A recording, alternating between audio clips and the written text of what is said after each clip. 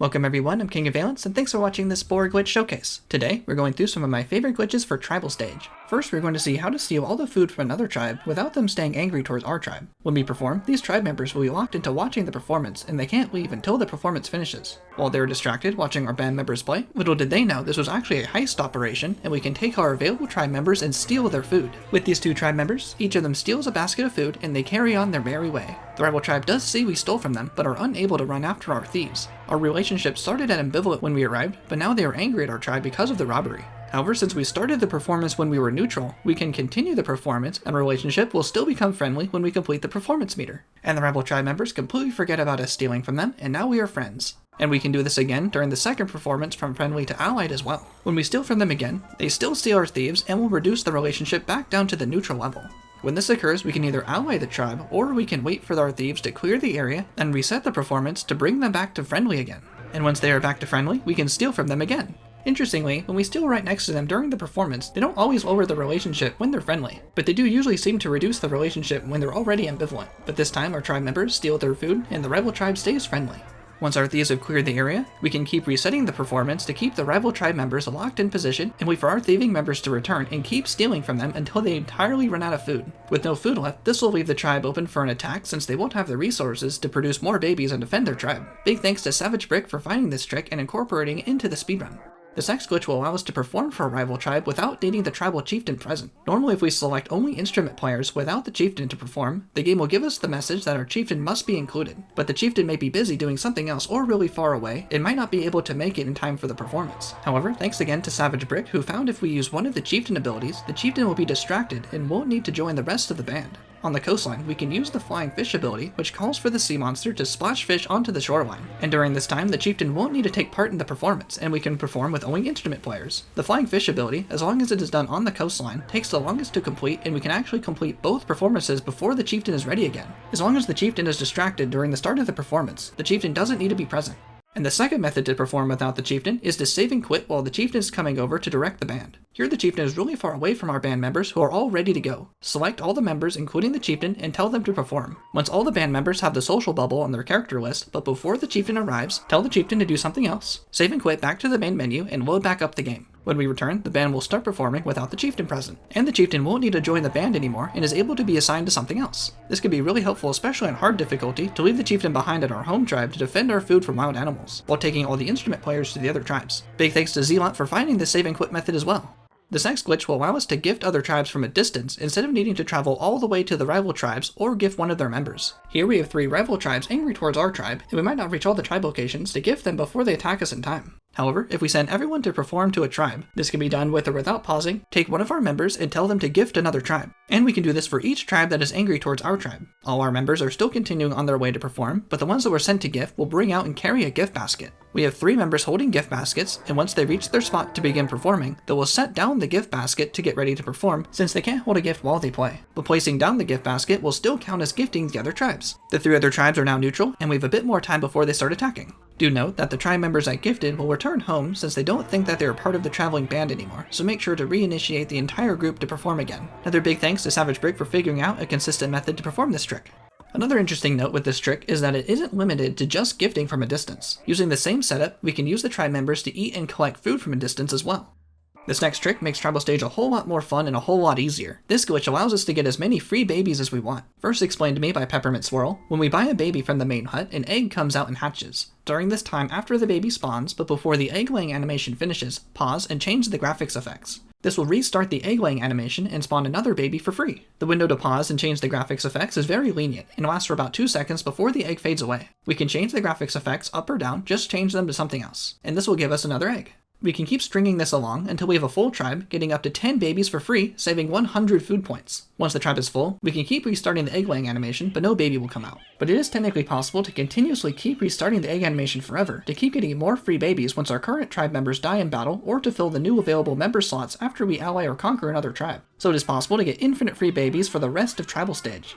This next glitch also makes Tribal Stage a lot easier for friendly runs. This glitch allows us to not unlock new instruments or any other upgrades when we ally other tribes. Normally when we ally or destroy a tribe, we unlock all the equipment the rival tribe has, and this usually includes another instrument, and when we unlock new instruments, the next tribes will request these new instruments as well during the next performances. However, when we ally a tribe, we are able to perform a glitch that will prevent the unlock progression to occur like normal. When we are about to ally, keep all the band members selected and wait for the performance progression bar to fill to ally. During this time, we can pause, select the ground, and save. Resume the game and let the cutscenes trigger and skip through them, quit without saving, then load back up the game. When we return, the rival tribe is still allied, and the progress bar on the bottom is still filled, but we haven't unlocked any additional instruments or upgraded the main hut. We can now move on immediately to the next tribe to perform for them without needing to buy the next instrument.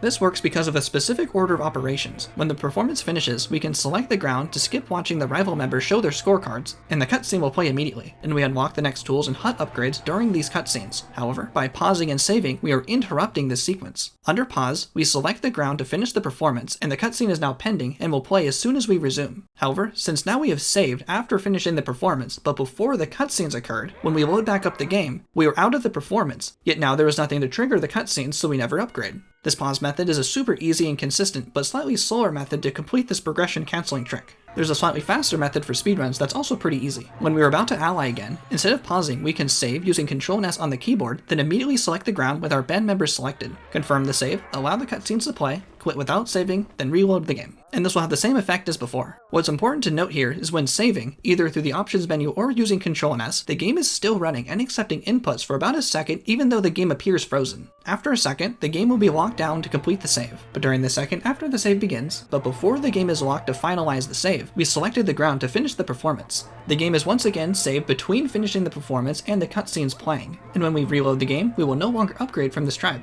One important note is that we have to watch the cutscenes play before quitting out. If, for example, when using the pause method, after allying, we pause, select the ground, then save. If we quit out here and load back in, the trick appears to have worked since we saved after finishing the performance. However, for some reason, the cutscene will just play anyway after about a minute. And when the cutscenes play, we will unlock everything like we were supposed to. Somehow watching the cutscenes during the initial ally, even though they happened after the save, still appears to have counted as played, so they won't occur when we load back into the game the first time. Pretty interesting, but something to note in order to get this trick to work properly using these methods. Massive thank yous to Duco VIII, Getter92, and Xeilot for discovering and explaining all the nuances of this trick to me. Finally, this last glitch will allow us to continue playing after our main hut is destroyed. Tribal stage can be pretty difficult even after all the tricks here, and we can still lose to a raiding party if we're not careful. When our main hut is destroyed, the destruction cutscene plays and will send us back to our previous save or the start of tribal stage if we hadn't saved yet. However, this trick works the same way as the previous glitch, where we want to interrupt the normal sequence of something happening, followed immediately by a cutscene by saving between these two events. Here, if we save using Ctrl and S on the keyboard just as our main hut is destroyed, confirm the save, pass through the cutscene, and we will be placed back at our previous save, which was after our main hut was destroyed, but before the cutscene played. So we have a destroyed tribe, yet we can continue playing. This can be tricky since we have to predict when the AI will land the final blow to our main hut, but we can keep trying over and over until it works. We'll know it was done properly when the save occurs with no HUD elements on screen. Back in the game, once we no longer have a main hut, the rival tribe members will now chase our tribe members down as they are the only targets. Another fail condition of tribal stage is we can also lose if all of our tribe members are dead. However, the same glitch applies here as well. If we save at the same time our last tribe member dies, seeing the black screen during the save, we will return to just after they die but before the fail cutscene again, and we continue playing with a destroyed hut and no tribe members. This isn't even a soft lock, as the tribal chieftain will respawn for free, and we can continue playing unable to ever lose tribal stage again. A massive thank you to Getter92 for discovering this Immortal tribe glitch. And finally, this is a follow-up to the civilization stage glitch video. There's been another trick found since making that showcase. This is how to get additional positive relationship for free as an economic nation. When buying a city after enough trade between cities, we can bid on the city to buy it. We can always buy a city for 16,000 Spore bucks, no matter its size, buildings, or how late into civilization stage we are. However, if we offer more than 16,000 Spore bucks, either 24,000 or 32,000 Spore bucks, we get the Your Generous Bid relationship bonus after buying the city. However, we can gain this positive relationship without actually needing to purchase the city. This can be really useful when trying to ally with another nation or just want an easy way to increase relationship. When a city is available for purchase, we can offer to buy the city, and notice we have just over 32,000 Spore bucks, so we can offer the maximum bid and they accept. And just after we offer the price, this nation gains the plus 20 for Your Generous Bid, but we still haven't bought the city or paid them yet. If we select the Yay response, we will then purchase the city. However, we can call another city in the background and say goodbye, and that will get us out of actually having to buy the city. And that nation keeps the plus 20 relationship bonus for free. When bypassing the communication panel in this way, the purchase city button doesn't work anymore, but we can restore the button by saving and quitting and then reload the game. and the Purchase City button works again. But this time, a second method to bypass the communication panel after we offer the maximum bid is by saving with Ctrl and S on the keyboard, then quit without saving and reload the game as well. Funny how the saving through the options menu is turned off during these communication screens, but Ctrl and S to save still works. When we load back in, we were out of the communication screen and we get another plus 20 relationship, up to 40 for your generous bid. And since this method has us loading back up the game, the Purchase City button still works. And now we can use our third and final method to gain even more relationship.